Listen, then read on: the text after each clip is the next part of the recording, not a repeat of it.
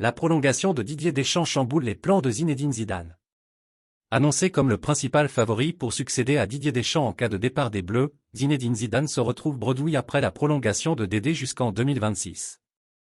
Le dindon de la farce. Voilà comment qualifier Zinedine Zidane à l'heure actuelle. Sans club depuis l'été 2021 et son nouveau départ du Real Madrid, 2016 à 2018 puis 2019 à 2021, l'entraîneur de 50 ans attendait sagement son tour pour prendre les rênes de l'équipe de France après Didier Deschamps.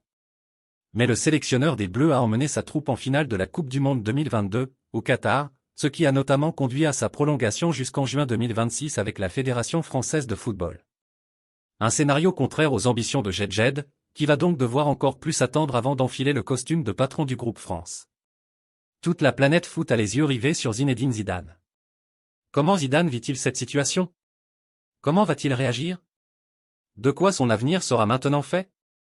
Telles sont les questions que se pose désormais le grand public au sujet de leur héros national de 1998. Et elles sont légitimes, car le temps sans entraîner commence à se faire long pour l'ancien élégant milieu de terrain offensif. D'autant plus qu'il a refusé de nombreuses propositions de clubs, comme le PSG et Manchester United, afin de rester disponible pour l'équipe de France. Une chose est sûre, Zinedine Zidane entraînera à nouveau en 2023. C'est en tout cas ce qu'affirme Defensa Central. D'après le média madrilène, le principal concerné est désormais prêt à écouter sérieusement chaque offre se présentant à lui. Cela tombe bien, un coach de son calibre, ayant notamment remporté 3 fois la Ligue des Champions avec les Merengues et disponible sur le marché, ne laisse forcément pas de marbre.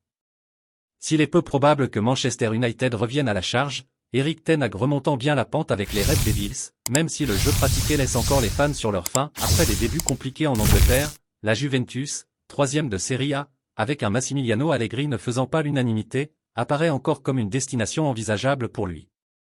Zidane sur le banc du Brésil, ou de retour au Real? À défaut d'avoir pu s'asseoir sur le banc de la France, Zinedine Zidane pourrait-il prendre place sur celui du Brésil? La rumeur enfle en tout cas depuis plusieurs jours. La fédération brésilienne, CBF, vise un entraîneur étranger doté d'une belle expérience et libre de tout contrat. Un profil matchant parfaitement avec celui de l'ancien numéro 5 du Real Madrid.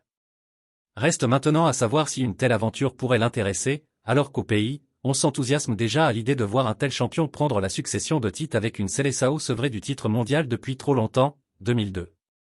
Le football est un sport démocratique. Tout le monde peut participer, même si la priorité sera toujours un entraîneur de ton pays, qui connaît le foot local. Mais si aujourd'hui, tu n'as pas un nom qui fait l'unanimité au Brésil, pourquoi pas regarder à l'extérieur?